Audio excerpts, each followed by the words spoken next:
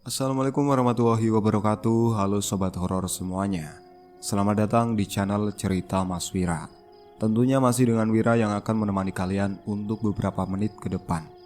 Di video kali ini saya akan membawakan sebuah kisah yang berjudul Bungkusan Kain Kafan di Kuali Sop Buntut. Seperti apa cerita kali ini? Daripada kalian penasaran, langsung saja kita masuk ke ceritanya. Semburat senja yang tertutup awan kelabu menyisakan guratan duka berselimut tanya. Hari ini, tepat 40 hari meninggalnya almarhum Pak Wijaya, ayah dari kakek iparku. Sungguh begitu tragis nasib yang menimpa keluarga kakak iparku ini. Bahkan setelah meninggalnya almarhum, fitnah dan gunjingan dari mulut orang-orang masih terdengar dimanapun. Perkenalkan, namaku Ningsi. Aku adalah si bungsu yang mempunyai kakak laki-laki bernama Kak Sandi. Kami sama-sama sudah menikah dengan jarak 4 tahun lamanya. Kak Sandi menikah dengan perempuan yang aku panggil di kemudian hari dengan panggilan Kak Naura. Aku dan Kak Naura sangat akrab meski usia kami terpaut cukup jauh. Kami sama-sama belum mempunyai anak. Meski begitu, kami selalu berikhtiar agar segera diberi momongan. Apalagi Kak Naura yang sudah menikmati 5 tahun lamanya pernikahan. Setiap harinya, aku dan Kak Naura membantu di warung sop buntut milik ayahnya Kak Naura. Suamiku, Mas Haris, memberiku izin agar aku tidak kesepian di rumah selama beliau bekerja di luar kota. Aku mulai bekerja di warung sop buntut Pak Wijaya, ayahnya Kak Naura, setelah resmi menjadi istri Mas Haris. Warung sop buntut Pak Wijaya ini terkesan warung yang biasa-biasa saja saat pertama kali aku datang ke warungnya. Kata Kak Naura, ayahnya sudah 5 tahun menekuni warung ini, namun tidak ada perkembangan sama sekali. Hingga pada akhirnya, saat aku akan menikah, warung sop milik Pak Wijaya mulai ramai pembeli. Warung sop buntut yang tadinya hanya dikelola Pak Wijaya dengan dibantu istri dan ketiga putrinya, termasuk Kak Naura, kini dibantu 2 tetangganya beserta aku karena sangat ramai pengunjung. Ditambah lagi waktu jam istirahat, kami sangat kewalahan menghadapi pembeli. Aku merasa sangat senang bisa ikut membantu di warung ini, meski hanya mondar-mandir mengantar pesanan makanan yang dipesan. Semuanya mendapat pekerjaan sendiri-sendiri. Walaupun jika ada yang membutuhkan bantuan, kami akan saling membantu. Semua pekerjaan di warung ini dapat kita lakukan. Namun untuk penyajian porsi makanan di kuali depan, hanya Pak Wijaya sendiri yang boleh memegangnya. "Kaningsih, itu di meja depan ada yang mau pesan lagi?" ucap Nana, tetangga yang ikut bekerja di warung. "Oh iya nak," sautku. Aku pun mendatangi meja tempat seseorang ingin memesan lagi. "Maaf, ada yang bisa saya bantu?" tanyaku ramah. "Maaf mbak, boleh minta seledrinya lagi?" pintanya. Aku pun lalu mengambil mangkok pembeli itu, lalu membawanya ke meja dekat kuali untuk menambahkan seledri yang kurang. Saat akan tiba di meja, aku tidak melihat Pak Wijaya di tempat, sehingga aku pun menoleh ke arah Kak Naura yang tak jauh berada di sampingku. "Kak," ucapku ragu. "Iya dek, ada apa?" tanya dia. "Ada yang mau nambah seledri?" sautku. "Ambil aja," ujarnya lalu. Aku yang mendapat izin dari Kak Naura lalu mengambil seledri yang berada di dekat kuali. Saat penetraan ini tak sengaja melihat ke kuali, mata ini menangkap sesuatu tak wajar dalam kuali tersebut. Karena terlanjur penasaran, aku pun berniat melihat benda aneh itu dengan menggunakan adukan yang berada di atasnya.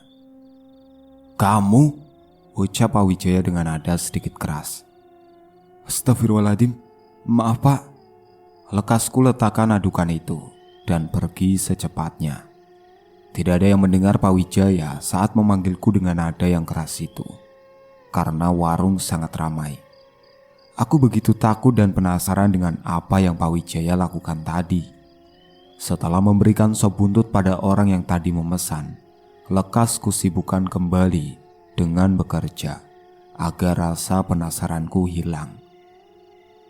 Setelah semua pembeli tidak ada lagi, karena warung akan tutup, Pak Wijaya seperti biasanya selalu membungkuskan sop buntut untuk kami untuk dibawa pulang.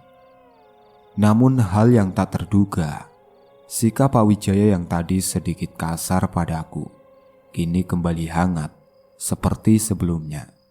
Walaupun dari perkataan yang beliau lontarkan terdengar biasa, namun ada penekanan yang beliau berikan padaku.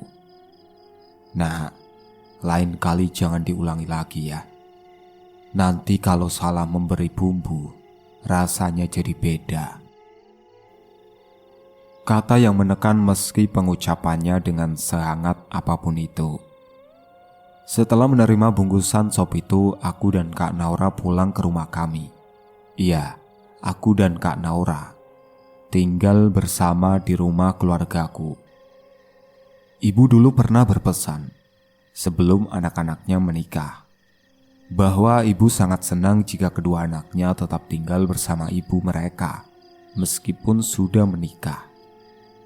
Sepanjang perjalanan pulang, aku hanya bisa diam. Bahkan setelah sampai pun, aku masih seperti itu. Hingga malam tiba saat kami berkumpul, aku memilih untuk menghabiskan waktuku di kamar. Ningsih, terdengar suara seseorang memanggilku. Aku yang masih belum bisa nyenyak tidur, meski waktu sudah menunjukkan pukul 10 malam, bangun dari ranjangku dan memeriksa keadaan sekitar. Lampu di luar kamar semua sudah dimatikan, dan tak melihat siapapun di luar kamar. Setelah membuka pintu, aku masih berpikir positif. Mungkin aku tadi salah mendengar. Ningsih, terdengar lagi suara yang memanggilku. Saat aku sudah menyelimuti tubuhku, aku mulai merasakan ada yang tidak beres. Suara orang yang memanggilku terdengar asing dengan nada serak lelaki tua yang bukan suara ayahku. Segera aku pejamkan mata ini, berharap suara itu tidak terdengar lagi. Belum 5 menit ku pejamkan mata ini, tiba-tiba terdengar suara benda jatuh yang sangat keras. Kuedarkan pandanganku setelah mendengar suara benda jatuh. Lekas ku ambil figura yang terpampang fotoku, memungutnya dari lantai. Ningsih. Suara itu terdengar lagi. Dengan segera kututupi diriku menggunakan selimut. Aku merasa ketakutan saat mendengar suara yang memanggilku semakin dekat. Ku coba doa semampuku hingga tak terasa aku mulai ngantuk dan tertidur. Suara adzan subuh samar-samar terdengar. Ku buka mata yang masih sangat mengantuk. Dengan malas aku pun beranjak untuk menjalankan ibadah wajib 2 rakaat ini. Sepanjang melaksanakan sholat, otakku tak tenang. Pikiranku berlarian, mempertanyakan sebenarnya apa benda aneh yang berada di kuali sop itu hingga Pak Wijaya seperti itu padaku. Dik, sapa Kak Naura. Aku terperanjat olehnya. Kamu kenapa? Tanya dia setelah kami selesai menjalankan sholat berjamaah. Enggak apa-apa Kak, sautku. Pasti ada apa-apa kan? Kak Naura menelisik. Ayo, bilang aja sama kakak, tuturnya. Aku pun lantas menanyakan sesuatu padanya dengan sangat hati-hati. Kak, kalau boleh Ningsih tahu, kenapa hanya ayahnya kakak saja yang boleh memegang kendali di bagian perkualian itu? Apakah beliau tidak yakin pada keluarganya, termasuk kakak? Tanyaku kemudian. Kakak juga sebenarnya penasaran dek, mengapa ayah gak ngebolehin kita buat sekedar mendekatinya. Padahal dulu ayah gak seperti itu. Kita selalu bergantian buat ngambil kuah sopnya di kuali, terangnya. Kak, panggilku Liri. Iya, sahutnya. Kakak jangan marah ya. Ningsi kemarin lihat ada anu di dalam kuali sop ayah, ucapku. Maksudnya? Kata Kak Naura mengernyitkan dahinya. Di kuali sopnya ayah, kemarin Ningsi lihat ada benda aneh. Pas Ningsi mau ngaduk itu sop buat cari tahu benda apa, ayahnya Kak Naura datang terus ngebentak Ningsi. Meski gak begitu keras, ucapku. Kak Naura diam. Wajahnya menyeratkan kalau dia sedang memikirkan sesuatu. Hingga, "Dek, kamu mau gak bantu kakak?" usulnya. Kita selidiki apa yang sebenarnya terjadi di warung kita. Kakak juga ngerasa kalau warung kita ada yang tidak beres, sambungnya. Aku pun mengangguk. Meski dalam hati aku tak yakin dengan apa yang Kak Naura usulkan. Pukul 7 pagi aku dan Kak Naura sudah berada di warung sop ini. Semua orang yang bekerja sudah datang dan kami memulai dengan membersihkan semua yang ada di sini. Seperti mendapat kesempatan, Kak Naura langsung mengajakku ke kuali sop setelah melihat ayahnya pergi menggunakan sepeda motornya. Sedangkan yang lain termasuk ibunya sedang berada di belakang. "Jaga-jaga ya," ucap Kak Naura. "Oke," sahutku. Kak Naura lantas membuka kuali sop yang sedang dimasak itu. Dengan tangannya yang cekatan, dia mulai mengaduk sop itu. "Ningsih, sini," suruhnya. Aku pun mendekat. Betapa kagetnya kami saat melihat sesuatu yang tak lazim berada di kuali sop yang sangat menggiurkan ini. Tangan kami menutup rapat-rapat mulut ini, berharap ini tidak seperti yang kami bayangkan. Kak Naura cepat-cepat menutup kembali kuali yang sedang digunakan untuk memasak itu dan meletakkan kembali centong pengaduknya. Aku pun lantas melakukan pekerjaanku yang tadi tertunda, dan Kak Naura pun langsung menyusul menyapu bagian tengah. Saat mendengar suara motor ayahnya mendekat, dengan hati yang berkecamuk aku mengelap meja-meja tamu dengan keringat yang mengucur deras. Aku dan Kak Naura harus terlihat seperti biasanya. Tidak boleh ada rasanya curiga dari kami yang terlihat. Waktu sudah menunjukkan sore hari saat pelanggan terakhir selesai mendapatkan pesanannya. Dan sop sudah habis juga. Aku dan Kak Naura lantas pulang ke rumah kami. Sesampainya di rumah, aku dan Kak Naura langsung ke kamar kami masing-masing dan akan berkumpul untuk menjalankan sholat berjamaah. Seperti biasanya, aku dan Kak Naura kalau pulang membawa sop yang ayahnya Kak Naura bungkuskan. Mata kami tertuju pada ibu saat kami menyium semerbak kuah kaldu sop yang menggiurkan itu tengah dihangatkan. Aku dan Kak Naura menunggu semua anggota keluarga ini berkumpul untuk mengatakan sesuatu tentang kegundahan kami. 10 menit berlalu. Ayah, ibu, Kak Sandi, dan suamiku, Mas Haris, sudah berkumpul di meja makan ini. "Maaf," ucap Kak Naura. Semua yang berada di meja makan ini menghentikan aktivitasnya, menunggu apa yang akan dikatakan Kak Naura. "Jangan makan sop buntut itu." Lirihnya menundukkan kepala. "Kenapa, Naura?" Tangan Kak Sandi memegang pergelangan istrinya. Ayah dan ibu tampak kebingungan, sedangkan Mas Haris yang tadi siang baru pulang dari luar kota, dia juga sangat kebingungan. Kak Naura lalu menceritakan semua yang kami lakukan tadi di warung sop buntut, dengan kepala menunduk sambil terisak. "Astagfirullahaladzim," ucap ayah. "Naura, kamu jangan berkata seperti itu. Kamu jangan suzon. Mungkin itu bungkusan rempah-rempah yang pedagang lain juga lakukan pada sop mereka. Ayahmu tidak akan melakukan perbuatan yang merugikan dirinya sendiri," sambung ayah kemudian. Ayah, Naura tahu betul bungkusan rempah yang dimasukkan ke kuali itu bentuknya tidak seperti itu. Tadi Naura sama Ningsi lihat ada 2 bungkusan.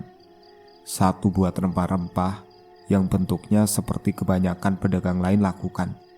Dan yang satunya bentuknya seperti... Kak Naura mengambil oksigen sebanyak mungkin, lalu mengembuskannya lewat mulut. Bungkusan itu lebih mirip seperti yang ada di liang lahat, lirik Kak Naura. Astagfirullahaladzim, ucap bapak kaget. Kak Naura terlihat begitu kecewa dengan keadaan ini. Dia tidak kuat dan akhirnya terisak di pelukan Kak Sandi. Sop buntut yang berada di depan kami kemudian dibawa ibu ke belakang. Kami pun melanjutkan makan malam setelah Kak Naura tenang. Pukul 11:30 malam tiba-tiba Kak Naura mengirim aku pesan. Dek, bisa keluar sebentar? Ada yang ingin kakak bicarakan sama kamu. Oke, balasku kemudian. Aku lalu diam-diam keluar kamar tanpa izin Mas Haris yang sudah terlelap. Sesampainya di depan kamar, Kak Naura mengajakku ke dapur. Dek, kamu mau bantu kakak enggak? Tanya dia. Maksudnya? Keningku mengkerut tidak paham. Kakak mau nyelidikin ayah. Kamu mau bantu kakak kan? Pinta dia. Aku mengangguk ragu, lalu mendengarkan apa yang sudah Kak Naura pikirkan tentang cara mengungkap kebenaran tentang ayahnya. Esok paginya seperti biasa, aku dan Kak Naura bantu-bantu di warung sop buntut. Sesuai dengan rencana yang dibuat, Kak Naura pura-pura pingsan. Aku lalu membuat karangan cerita, lalu Kak Naura sedang sakit. Dan pada akhirnya, Kak Naura disuruh istirahat di rumah ayahnya yang terletak tidak jauh dari warung sop ini. Pak Wijaya yang tidak menaruh curiga membuat kami merasa tenang. Aku dan Kak Naura pergi ke rumahnya kemudian. Setelah sampai, Kak Naura bergegas membuka pintu rumah yang dikunci. Gegas kami masuk setelah pintu terbuka, lalu menguncinya lagi dari dalam, agar rencana yang kami buat tidak ada yang menghalangi. Aku dan Kak Naura masuk ke kamar Pak Wijaya. Kami mencari sesuatu yang sekiranya mencurigakan. Namun nihil. Tidak ada yang mencurigakan dari tempat ini. Aku merasa kehausan dan meminta tolong Kak Naura untuk mengambilkanku minuman. Dek, teriak Kak Naura. Aku yang mendengar teriakan itu berlari mendatanginya. Begitu kagetnya aku melihat Kak Naura berdiri di depan ruangan yang penuh dengan barang-barang aneh. Ini apa Kak? Tanyaku. Kakak juga gak ngerti. Ayo kita cari tahu, suruhnya. Aku dan Kak Naura lalu masuk ke ruangan ini. Ruangan yang berbau kemenyan. Saat sudah memasukinya, kulihat ada tampak berisikan beberapa potong buah, beras yang bercampur kembang mawar dan pandan, dan beberapa jenis kue pasar tergeletak di tengah-tengah ruangan ini. Kak Naura tidak hentinya mengucap istighfar. Dia seperti begitu shock melihat ini semua. Di ruangan ini tampak beberapa benda aneh seperti keris dan benda-benda lainnya tergantung di dinding, membuat kengerian semakin menjadi. Di titik ini Kak Naura sudah sangat frustasi. Dia sangat kecewa dengan apa yang ayahnya lakukan. Tok tok tok. Terdengar suara ketokan pintu dari luar. Aku dan Kak Naura bergegas keluar dari ruangan ini. Setelah Kak Naura membukanya, ternyata Bu Wijaya yang datang. Dengan wajah yang sudah terlanjur dipenuhi amarah, Kak Naura menanyakan tentang apa yang sebenarnya terjadi pada keluarga ini. Bu Wijaya, ibunya Kak Naura, tampak bingung dengan apa yang putrinya katakan. Kak Naura lalu menceritakan semua yang dia lihat. Kulihat wajah Bu Wijaya tampak sayu saat mendengar penuturan dari putrinya. Nah, ibu minta maaf. Lirihnya membuat Kak Naura berhenti bicara. Aku dan Kak Naura sama-sama diam, melihat Bu Wijaya kini menangis meminta maaf. Kak Naura lalu cepat-cepat memeluk ibunya, menenangkan agar ibunya mau bercerita. Bu Wijaya pun menceritakan tentang apa yang sebenarnya terjadi. "Nak, maafkan ayahmu," ujar Bu Wijaya. Aku dan Kak Naura masih mendengar apa yang dikatakan Bu Wijaya. "Ayah sudah kelewatan, Nak. Tapi jangan pernah kamu membencinya. Dia ayahmu. Dia yang berjuang untuk kebahagiaan keluarga ini. Meski..." Ucapnya terpotong. "Meski ayahmu memilih jalan pintas," lirihnya. "Jadi ibu mengetahui semua ini?" tanya Kak Naura marah. "Maafkan ibu, Nak." Bu Wijaya menangis. Bu Wijaya lantas memeluk putri sulungnya itu. Dia mengucapkan beberapa kali maaf padanya. "Ibu," Kak Naura melepas pelukan ibunya. "Astagfirullahaladzim. Ibu tahu kan? Ibu tahu kan kalau perbuatan yang dilakukan ayah itu dosa," sambungnya dengan marah yang kian menjadi. Aku yang berada di tengah-tengah mereka merasa prihatin melihat keadaan ini. Aku ingin membawa pergi Kak Naura dari sini. "Maafkan ibu, Nak." Tidak henti Bu Wijaya meminta maaf pada anaknya. "Ibu kenapa tidak cegah ayah melakukan hal itu?" teriaknya. "Ibu bingung, Nak. Ibu tidak bisa mencegahnya. Ayahmu sudah terbutakan mata hatinya, Nak," sahut Bu Wijaya. "Tapi yang dilakukan ayah itu salah, Bu. Ayah bersekutu dengan setan," ucap Kak Naura. "Kamu gak ngerasain apa yang kami lalui, Nak. Ayah berbuat seperti itu karena tidak ada lagi yang bisa kami lakukan," Bu Wijaya membela. "Dengan bersekutu, dengan menjadi budak setan sebagai jalan pintasnya, gitu?" teriak Kak Naura menjadi.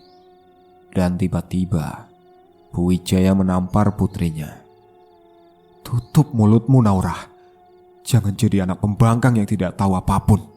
Jangan menyalahkan ayahmu yang sudah berbuat seperti itu. Dia melakukan ini semua demi keluarga, demi kamu, Naura," teriak Bu Wijaya. Kak Naura lalu tertawa pilu dengan memegangi pipinya yang ditampar oleh ibunya sendiri. "Astagfirullahaladzim. Naura, maafin ibu," ucap Bu Wijaya menyesal. "Puas? Sudah puas ibu ngelakuin ini sama Naura?" ucap Kak Naura. "Nak, ibu terbawa emosi. Maafkan ibu, Nak," ucap ibunya lagi penuh penyesalan. "Naura kecewa sama ibu. Naura benci ibu. Naura kecewa." Kak Naura lantas menyeret tanganku meninggalkan ibunya. "Naura, jangan pergi, Nak. Kamu harus tahu. Kamu harus tahu kalau sebenarnya kamu yang di..." Langkahku dan Kak Naura terhenti saat ibunya Kak Naura berhenti berucap pula. "Aku yang apa?" tanya Kak Naura menoleh ke belakang. "Kamu yang ditumbalkan oleh ayahmu sendiri," lirih Bu Wijaya menundukkan kepalanya. Kak Naura lunglai, jatuh namun dalam keadaan sadar. "Ayah jahat, ibu jahat," teriak Kak Naura. Air mata menurun begitu saja mendengar pengakuan ibunya. Sungguh begitu kejam. Keluarga yang diharapkan bisa selamanya menjaganya, bahkan setelah menikah, malah menjadi ancaman terbesarnya untuk melangsungkan kehidupan. "Ada apa ini?" tanya seseorang. Berhasil membuat kami semua menoleh padanya. Dengan langkah yang tertatih setelah susah payah untuk berdiri, Kak Naura mendatangi pemilik suara itu. "Ayah jahat!" teriak Kak Naura. Iya, pemilik suara itu adalah ayahnya Kak Naura, Pak Wijaya. Pak Wijaya yang belum mengerti tentang keadaan ini merasa sangat bingung. Kak Naura tidak hentinya menangis sambil mengucapkan kata-kata yang cukup kasar. "Berhenti, Naura!" ucap Bu Wijaya. "Kenapa? Kenapa ibu suruh Naura berhenti?" saut Kak Naura dengan amarahnya. "Bu, jangan marahi anak kita ucap Pak Wijaya terpotong. "Sudah ya, dia sudah tahu semuanya," ucap Bu Wijaya lantang. Pak Wijaya mendengar kata-kata istrinya langsung gelagapan. Sambil melihat Kanaura yang begitu marah besar, Pak Wijaya mendekati putrinya itu. "Nak," lirik Pak Wijaya. Seketika itu Pak Wijaya jatuh ke lantai setelah didorong oleh Kanaura. "Naura, jangan kelewatan kamu," bentak Pak Wijaya. "Kenapa? Naura hanya dorong ayah, gak sampai numbalin ayah," cebik Kanaura. "Naura, minta maaf sama ayah," suruh ibunya. Kanaura hanya berdeci lalu pergi dari rumahnya. Kudengar suara ayah dan ibunya Kanaura masih terus berteriak hingga kami sampai di teras rumah tetangga. Kanaura hanya menangis sepanjang perjalanan hingga kami sampai di warung sop miliknya. Aku dan Kanaura lantas mengambil barang-barang milik kami dan pulang ke rumah. "Assalamualaikum," ucapku saat memasuki rumah. Kulihat Kanaura begitu frustasi sampai dia tidak mengucapkan salam. Kanaura langsung masuk ke kamarnya hingga membuat orang yang berada di ruang tamu ini merasa kebingungan. "Dek," panggil Mas Haris, seraya menepuk kursi di sampingnya. Aku yang mendapat kode dari suamiku lalu duduk di sebelahnya. Aku yang merasa kalau ini adalah privasi dari Kanaura, tidak berani untuk menceritakan apa yang terjadi dengannya pada keluargaku ini. Kami sama-sama terdiam dengan pikiran kami masing-masing. Kak Sandi yang berada di antara kami memilih untuk memberikan waktu sendiri buat istrinya. Sepertinya Kak Sandi paham apa yang terjadi dengan istrinya, meski tidak tahu permasalahan apa itu. Lebih dari 2 jam kami berada di ruangan ini tanpa berpindah sedikit pun. Waktu menunjukkan pukul 2 siang, namun tidak ada tanda-tanda Kanaura akan keluar dari kamarnya. Dan tiba-tiba terdengar teriakan dari Kanaura. Dari dalam, kami semua terkejut dan segera menyusul Kanaura ke kamarnya. "Naura!" teriak Kak Sandi melihat istrinya ketakutan di pojokan kamar. "Astagfirullahaladzim," ucap ayah dan ibu. Masih dengan ketakutannya, Kanaura tidak berhenti menangis dan memeluk Kak Sandi. Ayah memberi kami isyarat agar keluar dari kamar Kanaura.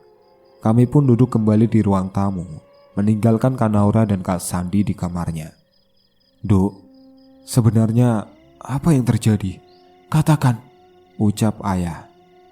Aku yang sudah tidak tahu harus apa, lantas mengatakan semua yang terjadi hari ini. Semua orang begitu terkejut mendengar penuturanku. Kami semua merasa kasihan dengan apa yang terjadi pada Kanaura. "Gimana baiknya ayah?" tanya Mas Haris. Ayah tampak berpikir keras. Begitu rumit permasalahan yang terjadi ini. Satu sisi menantu yang sudah dianggap putrinya sendiri akan dijadikan tumbal, dan sisi lain yang menjadikan dia tumbal adalah ayahnya sendiri. "Tolong!" terdengar teriakan Kak Sandi. Seketika kami berlari ke arah kamar itu. "Astagfirullahaladzim," ucap kami bersamaan. "Ayah, tolong!" Kak Sandi memegang istrinya yang tengah mencekik dirinya sendiri. Ayah yang melihat itu langsung menahan tangan Kanaura agar tidak sampai melukai dirinya sendiri. Dengan bantuan ayah dan Mas Haris, Kanaura dapat ditenangkan meski butuh tenaga yang lebih. Kanaura yang tengah pingsan lalu diikat tangannya agar tidak sampai mengulang kejadian barusan. Setelah menimang-nimang, ayah dan Mas Haris lalu pergi ke rumah Kiai Abdullah, Pak Kiai di desa ini. Karena rumah beliau tidak terlalu jauh, mereka sampai di rumah Pak Kiai sebelum asar. Ayah dan Mas Haris selalu sholat berjamaah dengan Pak Abdullah karena waktu sudah masuk waktu sholat asar sebelum ke rumah kami. Ketika mereka akan sampai, Pak Abdullah menghentikan langkahnya saat di depan rumah. "Astagfirullahaladzim," ucapnya. "Ada apa, Pak?" tanya ayah. "Ayo, kita langsung ke dalam," titah Pak Abdullah. Ayah dan Mas Haris hanya menurut apa yang dikatakan Pak Kiai. Pergi kamu dari sini," teriak Kanaura. Pak Abdullah yang seperti tahu akan satu hal, langsung meminta ditunjukkan di mana keberadaan menantunya itu. Pak Abdullah begitu prihatin melihat Kak Naura yang tengah diikat dan dalam keadaan seperti itu. Kak Naura teriak histeris saat Pak Abdullah menyentuh keningnya. Kami semua kaget dengan apa yang Kak Naura lakukan. Yang di sini, semuanya langgengkan bersolawat, saran Pak Abdullah. Kami pun menurut apa yang dikatakan olehnya. Panas, panas, teriak Kak Naura. Keluar kamu dari sini, ucap Pak Abdullah tak kalah keras.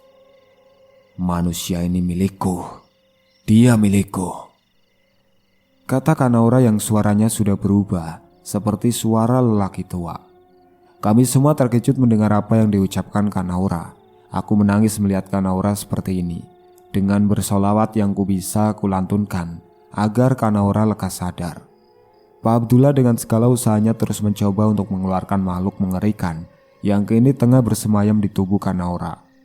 Waktu semakin sore, makhluk itu seperti kelelahan menghadapi Pak Abdullah. Kami terus melanggengkan bersolawat dan berdoa agar Kak Naura lekas sadar. Alhamdulillah, ucap kami serentak saat makhluk yang merasuki Kak Naura sudah dapat dikeluarkan. Kak Naura langsung pingsan setelah makhluk itu keluar dari tubuhnya. Pak Abdullah lalu memberitahu kami semua tentang apa yang dialami oleh Naura. Ayah dan ibu, begitupun aku dan Mas Haris, tampak shock saat mengetahui makhluk yang mengerikan itu adalah makhluk yang akan mengambil jiwa Kak Naura untuk dijadikan budak olehnya. Pak Abdullah juga menjelaskan saat tadi berperang lewat batin. Makhluk itu adalah majikan dari ayahnya, Kak Naura, yang sudah membuat perjanjian dengannya. Ayah Kak Naura alias Pak Wijaya melakukan pesugihan dengan berjanji akan menumbalkan putrinya. Kami semua berucap syukur saat Pak Abdullah memberitahu kami bahwa Kak Naura sudah terbebas dari makhluk yang mengerikan itu. Tiba-tiba terdengar suara HP Kak Naura yang berada di tasku. Saat aku melihat layar benda pipi ini, kulihat nama ibunya Kak Naura. Rasanya enggan sekali untuk mengangkatnya, namun ayah memberi isyarat padaku agar mengangkatnya. Assalamualaikum, salamku. Naura, di mana Naura? Tanya ibunya Kak Naura tanpa membalas salamku. Kak Naura sedang istirahat, jawabku ketus. Kasih tahu dia agar kesini, kata ibunya Kak Naura. Kak Naura lagi istirahat, dia habis pingsan. Kalau ada yang mau dikatakan, katakan saja, nanti aku sampaikan. Selorohku agak kasar. Ibu dan ayah geleng-geleng kepala melihat tingkahku yang kepalang kesal. Nak, tolong, ucap Bu Wijaya kini tampak terisak. Aku yang sudah kesal dengan ibunya Kak Naura ini jadi prihatin saat beliau meminta tolong. Nak, tolong, ayahnya Naura. Tiba-tiba terdengar suara benda jatuh. Sambungan handphone terputus begitu saja setelah terdengar suara benda jatuh. Aku yang tadinya acuh saat Bu Wijaya meminta pertolongan, kini merasa penasaran dengan apa yang terjadi di rumahnya. Dok, ada apa? Tanya ayah penasaran. Ibunya Kak Naura tadi menelpon, dia minta tolong, ucapku. Terus? Tanya ayah antusias. Ningsi gak ngerti, tadi ada suara benda jatuh, terus terputus sambungan teleponnya, terangku. Astagfirullahaladzim, Adi gak boleh seperti itu, ucap ibu menasihatiku. Ayah dan ibu lalu bangkit setelah mendengar penuturanku. Dengan membawa kunci mobil, ayah dan ibu keluar setelah berpamitan dengan Kak Sandi. Begitupun dengan Kiai. Aku yang penasaran pun mengikuti kemana perginya orang tuaku bersama Mas Haris. Sesuai yang aku duga, ayah mendatangi kediaman orang tua Kak Naura. Assalamualaikum, ayah mengucapkan salam. Bu Wijaya tergopoh-gopoh setelah mendengar salam ayah. Tanpa menjawab salam terlebih dahulu, Bu Wijaya langsung meminta bantuan pada kami. Kami pun mengikuti kemana perginya Bu Wijaya. Setelah kami sampai di kamar Pak Wijaya, kami melihat Pak Wijaya dalam kondisi yang memprihatinkan.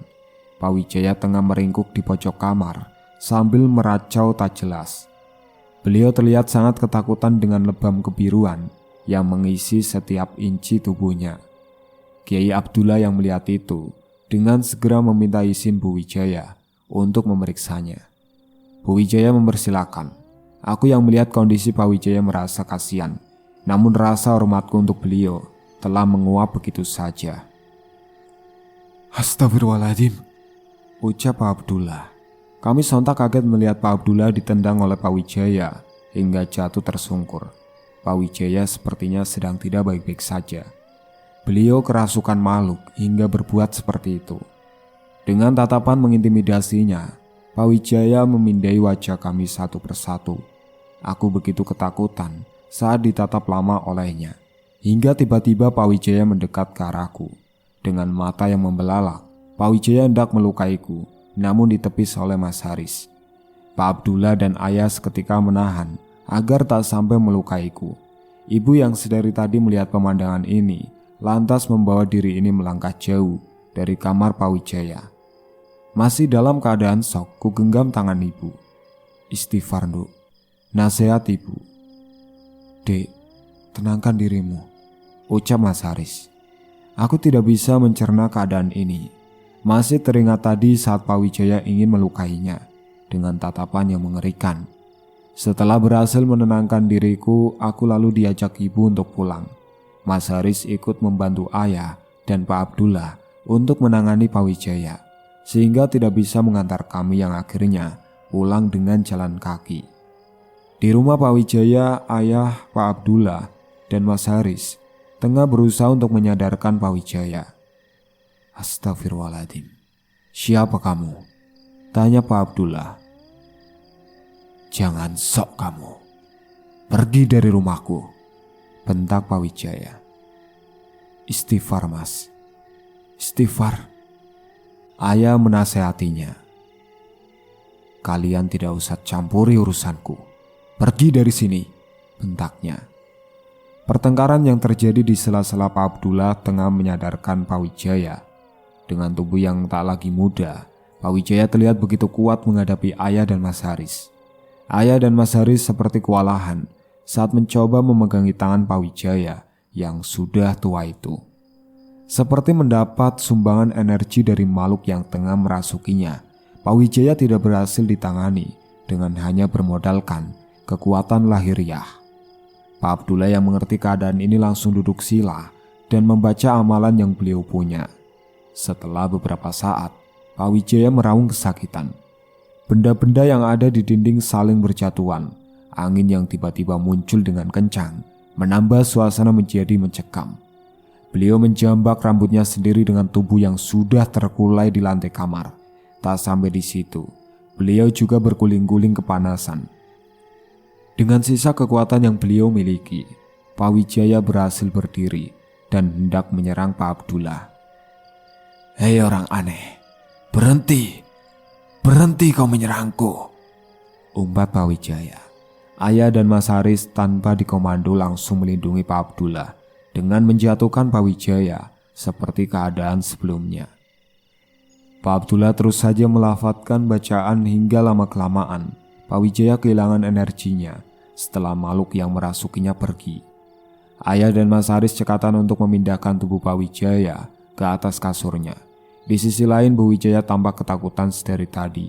Dia tidak menyangka akan ada kejadian yang menakutkan seperti ini. Semua di luar dugaannya. Alhamdulillah, ucap kami saat melihat Pak Wijaya sudah dalam keadaan semula. Berbeda dengan Bu Wijaya, dia tampak masih belum percaya dengan keadaan yang menimpanya saat ini. Dia keluar dari kamarnya dan duduk di ruang tamu, tidak memperdulikan ketiga lelaki dewasa yang telah menyadarkan suaminya.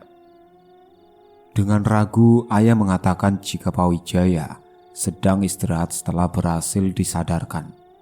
Namun wanita yang sedang ayah ajak bicara itu seolah tidak memperdulikan kedatangan ayah. Wanita yang menjadi besannya ayah itu malah menatap tajam ke arah ayah, seolah-olah menyalahkan ayah atas apa yang terjadi pada suaminya. Mas Haris yang merasa ayah mertuanya itu tidak dihargai oleh Bu Wijaya menggenggam tangan ayah dan mengajak beliau untuk segera pulang dari sini. Akhirnya ketiga lelaki dewasa yang menolong Bu Wijaya itu pulang. Meski dalam keadaan yang menyedihkan karena tidak dihargai oleh orang tua Kak Naura. Sesampainya di rumah, ayah langsung masuk ke kamar.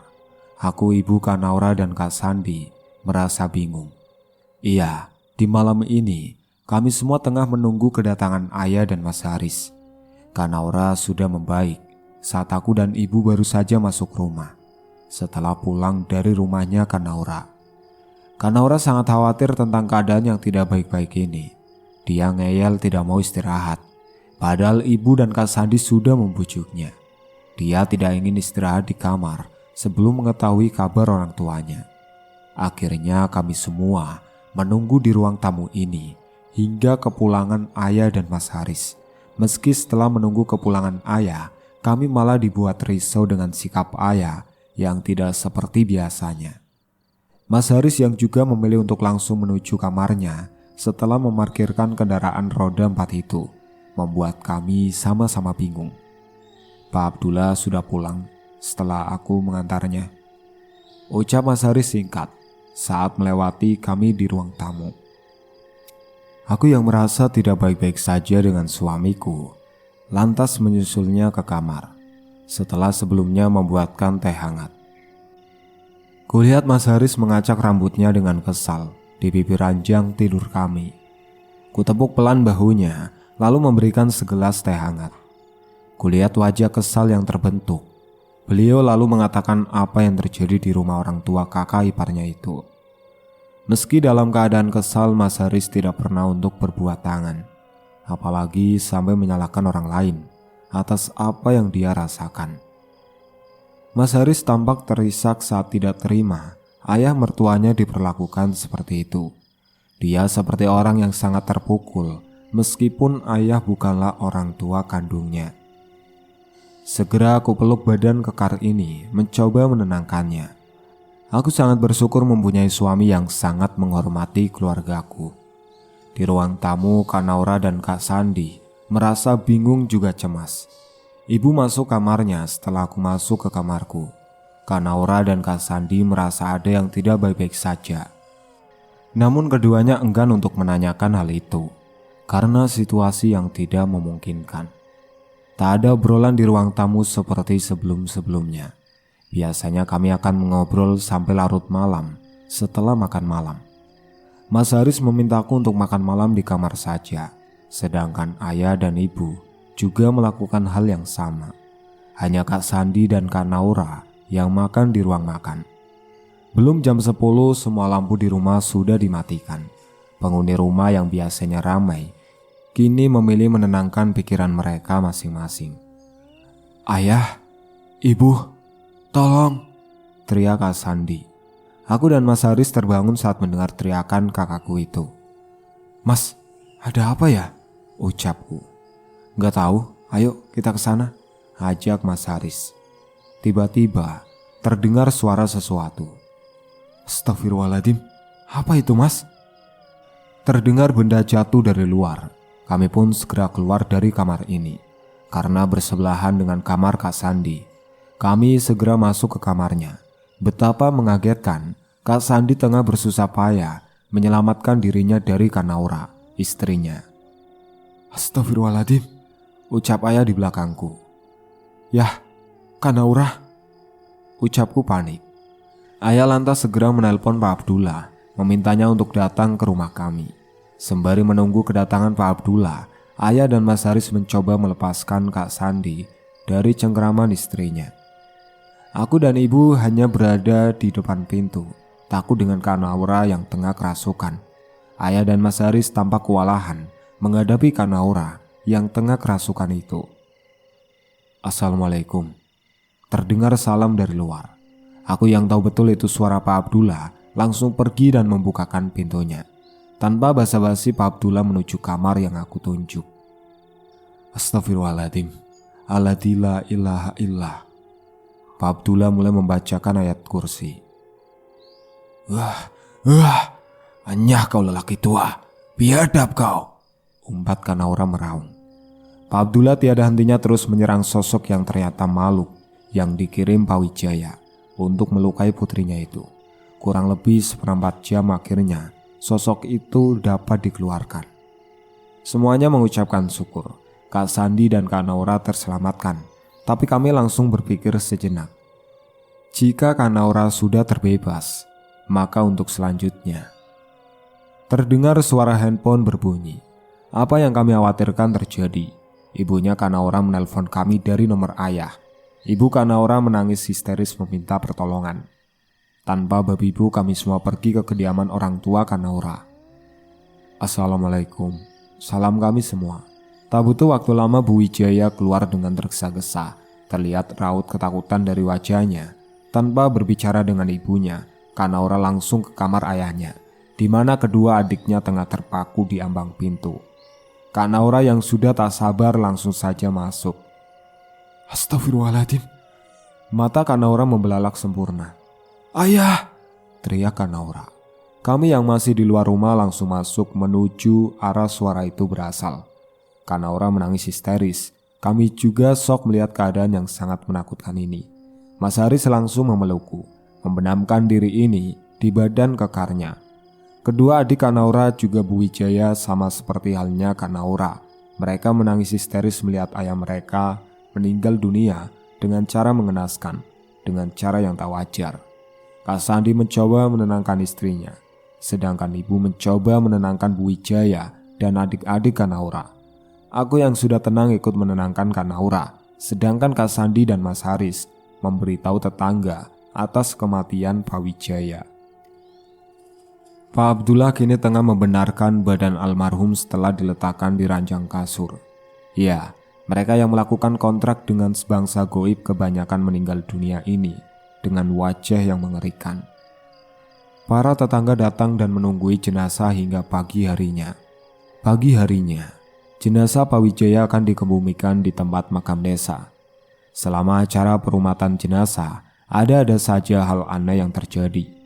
Aku terus saja mendampingi Kak Naura untuk menguatkannya. Omongan para tetangga sungguh menusuk. Betapa tidak, dari mereka yang datang ke sini, mereka mengatakan kalau jenazah baunya sudah seperti bangkai. Padahal baru tadi malam Pak Wijaya meninggal. Ditambah lagi ada saja yang dikatakan oleh warga dengan omongan mereka yang sungguh memuakan. Mereka tak henti-hentinya mengatakan yang jelek-jelek tentang jenazah. Kak Naura seperti maklum dengan apa yang dikatakan oleh warga. Bahkan yang paling parah saat mereka membicarakan tentang pesugihan yang dilakukan oleh ayahnya Kak Naura. Mereka terus saja mengolok-olok jenazah yang sudah dibalut kain putih. Tak dipungkiri, kematian Pak Wijaya yang tidak wajar ini memang begitu membuat kami merasa tertekan. Dari mulai merumat jenazah hingga sampai dimakamkan, ada saja kejadian di luar nalar yang terjadi. Alhamdulillah, semua sudah selesai. Kami lalu pulang ke rumah duka, menemani keluarga Kak Naura. Sampai sore kami menerima tamu yang datang untuk mengucapkan bela sungkawa. Namun saat akan menuju waktu maghrib datang beberapa orang yang terlihat asing. Aku tidak memperdulikan siapa mereka, hanya saja rasa curiga menghantui kepalaku. Aku merasa aneh, orang-orang itu pulang setelah hanya bersalaman dengan Bu Wijaya. Tak disengaja, aku melihat salah satu dari mereka meninggalkan bungkusan kain kresek hitam. Jiwa penasaranku langsung mendera setelah melihat mereka pergi. Langsung ku ambil bungkusan kresek itu dan menyembunyikannya di tasku. Malam pun tiba. Setelah acara pembacaan tahlil dan yasin selesai, pada pukul 9 malam, aku menceritakan tentang kejadian datangnya orang-orang aneh itu di tengah-tengah keluarga yang sedang berkumpul ini. Aku menunjukkan kresek hitam yang ditinggalkan oleh mereka. Pak Abdullah yang seperti mengetahui sesuatu meminta izin untuk membukanya. Astagfirullahaladzim, ucap kami serentak. Betapa kagetnya kami setelah melihat isi di dalam kantong kresek itu. Kantong kresek itu berisi bungkusan yang terbuat dari kain kafan. Aku langsung berkata jika bungkusan itu yang aku lihat di kuali sop buntut. Semua mata tertuju padaku. Seketika Pak Abdullah membuka bungkusan itu. Di dalamnya terdapat tanah yang dibungkus plastik kecil, darah yang terdapat pada kain di dalamnya, hingga beberapa tulisan aneh di dalam plastik kecil dan benda kecil aneh lainnya. Seketika Bu Wijaya terduduk lemas. Dia mengucapkan permintaan maaf darinya dan Pak Wijaya. Bu Wijaya lalu menceritakan semua yang dilakukan oleh almarhum suaminya itu.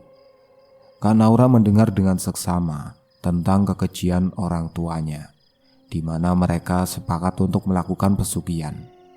Awalnya Bu Wijaya tidak mau melakukan apa yang disuruh oleh suaminya itu.